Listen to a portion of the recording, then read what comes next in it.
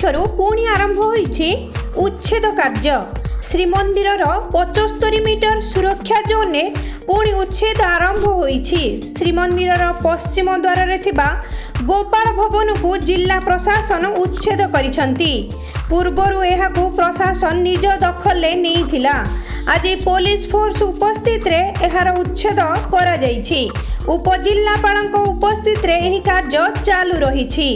उच्छेद को नहीं अग्निशम बाहिनी मध्य उपस्थित रही अनुध्यान करुथिले। सुरक्षा दृष्टि उक्त अंचल को सील मध्य करा जाइथिला।